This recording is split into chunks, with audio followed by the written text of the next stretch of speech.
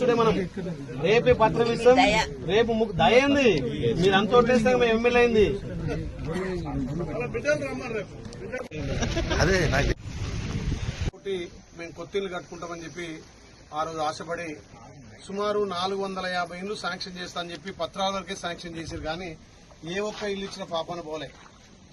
అదే కాకుండా ఇక్కడ బడి కూడా కూలగొట్టి బడిని కడతామని చెప్పి బడి కూడా అర్ధాంతరంగా ఆగిపోయింది. ఈ గ్రామంలో రోడ్లు కానీ డ్రైనేజ్ కానీ పూర్తిగా అస్తవ్యస్తంగా తయారైన పత్రమే నీకు ఇస్తాము కానీ మీ అబ్బాయి అదృష్టవంతులు. పోయిన ముఖ్యమంత్రి నీకు వచ్చి ఆగవా అన్నాడు, ఈ ముఖ్యమంత్రి ఆగవా అన్నాడు, నీ బిడ్డ ఎమ్మెల్యే వచ్చి ఆగవా అంటున్నాడు. ఎంత అదృష్టవంతురాలు నువ్వు, ఆగవా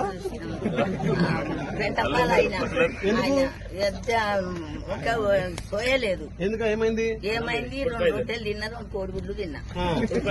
ఇక మళ్ళా మాట్లాడటానికి ఆమె అర్జెంట్ ఆమె వెనక చచ్చిపోయిండు, నన్ను గుడికి చచ్చిపోయిండు. ఇక తింటూనే ఉన్నా పోతూనే ఉంది. అయ్యో ఇక పోతుంటే హింసలేసిరా ఈ పటేలు ఆయన ఉండేపటికే బతికిన అమ్మని బాగా చేయి ఆయన ఒక ఫోన్ చేసిండు కానీ ఏం లేదు. ఏం చేస్తా నీకు ఇల్లు ఇయ్యలేదా? ఏమి ఇలా పైసలు ఇచ్చినట్టు రాఘవా? ఒక్క పైసా ఇస్తే అంత పాపం. ఇది బంగాళ వాసారం వల్ల అన్నాడు కదా, అన్నాడు కానీ నాకు పైసలు ఇవ్వలే, ఏమి ఇవ్వలేదు. ఎవరికైనా ఇల్లు ఇచ్చిండా ఈ ఊళ్ళే? ఎవరికి ఇచ్చిండో ఇక నాకు తెలియదు. ఏమైనా ఇల్లు కట్టుకోరా ఊళ్ళే? ఎవరు కట్టాలి. ఏం డెవలప్ చేయలేదా? ఏం కొంటే మేమే ఉంటుంది. నీకు అల్లరి వంట ఇచ్చినట్టు కదా, నేను ఆయనకి ఇచ్చిన. నువ్వు ఆయనకి ఇచ్చినవా? నువ్వు ఎక్కువ తిన్నట్టు నువ్వు డిష్ తల్లినట్టుంది. ఉండే పండ్లు తిన్నారు. వచ్చినావా? అరే వస్తే మరి స్టేజ్ మీద పిలిచగా ఆగమా అని పిలిచగా మొగోళ్ళు అందరూ ఆడగుసు కొంటే నేనున్నా మమ్మసలు అయినా పోయిండు. ఇక మేము ఆగమాగమునిగా మందిలకి ఇట్లా రావాలి.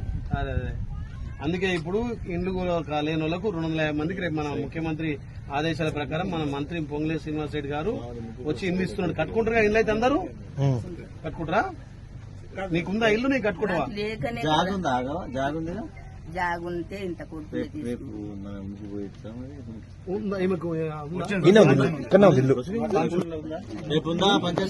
ఒకసారి మన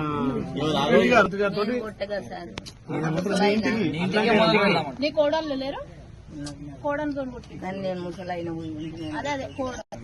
చంద్రయ్య.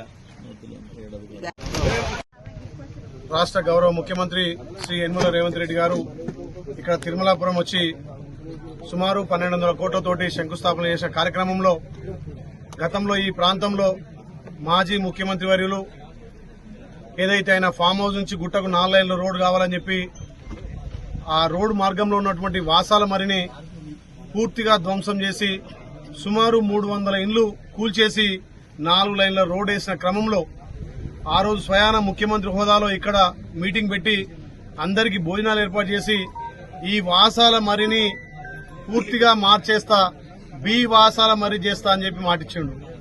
అందరూ అనుకున్నారు బి వాసాల మర్రి అంటే, మళ్ళీ ఆయన చెప్పిండు బి వాసాల మర్రి అంటే బంగారు వాసాల మర్రి అని చెప్పి సుమారు ఒక 450 మందికి ప్రొసీడింగ్ మాత్రం ఇచ్చిండు. అంటే మీకు ఇల్లు మంజూరు చేస్తున్నా డబుల్ బెడ్రూమ్ అని చెప్పి పత్రాల వరకే ఇచ్చిండు. మరి ఆయన దిగిపోయేంత వరకు కూడా ఏ ఒక్క ఇల్లు నిర్మాణం కాలే. ఎట్లాగో ఇండ్లు వస్తున్నాయి అని చెప్పి రోడ్డు పంటున్న వాళ్ళంతా రోడ్ కటింగ్ లో మొత్తం ఇండ్లు మొండి గోడల లెక్కన ఉన్నాయి. ఇంకా కొంతమంది ఆశపడి మా ఊరును దత్తత తీసుకుంటే ఇది బంగాళ వారసం అంటుండని చెప్పి చాలా మంది ఇండ్లు కూడా కొట్టుకున్నారు. మరి వాళ్లకు గత ప్రభుత్వం నుంచి ఒక్క ఇల్లు రాని క్రమంలో ఇంకా కూడా మొండి గోడల్లో ఉంటారని చెప్పి మొన్న మా గౌరవ ముఖ్యమంత్రి రేవంత్ రెడ్డి గారు ఇక్కడ తుర్కపల్లి మండలం తిరుమలాపురంలో మీటింగ్ పెట్టినప్పుడు తప్పకుండా ఏదైతే గత ప్రభుత్వం ఈ గ్రామాన్ని విధ్వంసం చేసినాయో ఆ గ్రామాన్ని తప్పకుండా మనం అన్ని విధాలా ఆదుకుందాం. మన ప్రభుత్వం ప్రజాప్రభుత్వం ద్వారా అక్కడ ఎన్ని ఇందిరమ్మ ఇండ్లు అవసరం ఉంటే ఎంతమంది మొన్న కోల్పోయారో అంతమంది ఇందిరమ్మ ఇండ్లు, ఏదైతే స్కూల్ ను కూడా ధ్వంసం చేసినా స్కూల్ తో పాటు ఆ గ్రామాన్ని అన్ని విధాలా అభివృద్ధి చేద్దామని చెప్పి వేదిక మీద నుంచే గౌరవ ముఖ్యమంత్రి హామీ ఇవ్వడం జరిగింది. ఆ హామీ మేరకు సంబంధిత అధికారులు మొన్న వారం రోజులు ఈ గ్రామానికి ఏమేం కావాలి, ఎంతమంది ఇందిరమ్మ ఇళ్లకు అర్హులు, ఎంతమందికి ఇండ్లు కావాలని చెప్పి సుమారు ఒక 250 మందిని ఎలిజిబుల్ చేసి వాళ్ళకి రేపు పట్టాలు ఇచ్చడమే కాదు రేపే ముగ్గులు పోసే కార్యక్రమం కూడా చేస్తున్నాం. గత ముఖ్యమంత్రి ఏదైతే మాట్లాడి గొప్పలు చెప్పుకొని ఇది బంగాళ వాసాల మర్రి అని చెప్పి తీసుకుపోయి బంగాళాఖాతంలో కలిపిండు, ఈ ఒక్క గ్రామాన్ని ఎట్లా కలిపిండో బంగారు తెలంగాణ అని చెప్పి తెలంగాణ రాష్ట్రాన్ని కూడా విధ్వంసం చేసిండు. గత ముఖ్యమంత్రి చేసినటువంటి తప్పులను, గత ముఖ్యమంత్రి చేసినటువంటి అప్పులను మా గౌరవ ముఖ్యమంత్రి ఒక్కొక్కటిగా సరిదిద్దుకుంటూ ఇవాళ తెలంగాణ రాష్ట్రాన్ని అభివృద్ది వైపు తీసుకుపోతుండు. అదే దిశలో ఈ వాసాల మర్రిని కూడా అభివృద్ది చేయాలనే లక్ష్యంతో మా గౌరవ ముఖ్యమంత్రి ఆదేశాల మేరకు రేపు ఇందిరమ్మ ఇల్లు పట్టాలు పంపిణీతో పాటు రేపు ఇక్కడ ముగ్గులు కూడా వచ్చే కార్యక్రమం చేస్తున్నాం. మరి గతంలో ఇక్కడ ఉన్నటువంటి ఆకుల ఆగావా అని చెప్పి పక్క కూర్చోబెట్టుకుని అల్లనేరు పడిని నీకు ఇల్లు కట్టిస్తే ఆగావా అని చెప్పి ఆ ఆగావా మొత్తం ఆగం చేసిండు. ఇప్పుడే వచ్చి కూర్చుంది ఆగావా. అయ్యా మరి ఆ ముఖ్యమంత్రి ఖరాబ్ చేసిపోయాడు మీరా నీరంటే మొదటి పత్రమే నీకు ఇస్తావా, నేను ఎమ్మెల్యేగా మీ బిడ్డగా ₹1,00,000 కూడా పెట్టుబడి నీకు రేపిస్తా, బీస్మిట కంప్లీట్ అయినాక నీ అకౌంట్ లో పడ్డాక నాకు ₹1,00,000 ఇవ్వన్నా అంటే సంతోషపడ్డది బిడ్డ. రేపే స్టార్ట్ చేస్తా, ఇవాళ మా బిడ్డలను పిలుచుకుంటా, రేపు ఇల్లు ముగ్గు వస్తా, అక్కడక్కడ గ్రామాలలో ఇందిరమ్మ ఇల్లు కడుతురని చెప్పి నాకు కూడా తెలిసింది. మా గ్రామం కూడా మళ్ళా మంత్రివర్యులు వచ్చి మాకు పత్రాలు ఇస్తున్నా తెలిసి చాలా సంతోషపడ్డని చెప్పి ఇప్పటిదాకా ఆవా కూడా చెప్పింది. నేను ఒకటే అంటున్నా, గత ప్రభుత్వం చేసిన విధ్వంసాలను, గత ప్రభుత్వం మరిచిన అభివృద్ది కార్యక్రమాలను మా గౌరవ ముఖ్యమంత్రి, మా మంత్రులు, మా అధికారుల సహకారంతో మళ్లీ వెనుకబడ్డ ఆలయను అన్ని విధాలా అభివృద్ది చేయడమే లక్ష్యంగా ముందుకు పోతున్నా. మరి ఈ తరుణంలో వాళ్ళకు 10 ఏళ్లుగా చేతగాని దద్దమ్మలు ఇవాళ మేము చేస్తుంటే దీన్ని వక్రీకరించి మేమే ఇచ్చినాం, మేమే అన్ని ప్రొసీడింగ్లు ఇచ్చాం, జీవోలు ఇచ్చామంటున్నారు. మరి రేపు మేము 250 ఇండ్లు ఇస్తున్నాం, గతంలో మేము 450 ఇండ్లు ఇచ్చామని పత్రాలు చూపిస్తారు తప్ప మీ పని పత్రాల వరకే, మా పని ఇండ్లు కట్టుడు వరకు, ఇండ్లలో గృహప్రవేశం చేయించే వరకు మా పని. ఏ చేసినా మేమే శాంక్షన్ చేసినామంటారు తప్ప ఎక్కడ కూడా అభివృద్ధికి నోచుకొని ఆలేరును ఇలా అన్ని విధాలా అందరి ప్రజల సహకారంతో అభివృద్ధి చేస్తే కొన్ని ప్రతిపక్షాలు ఓర్వలేక కళ్లల్లో దుమ్ములు పోసుకుంటున్నారు, కళ్లలో జిల్లెడు వాళ్ళు పోసుకుంటున్నారు. ఇకనైనా ఆలేరు ప్రజలు మీకు బుద్ధి చెప్పి ఇంట్లో కూర్చోబెడితే ఇప్పటికైనా బుద్ధి తెచ్చుకొని మాకు సూచనలు సలహాలు ఇవ్వండి.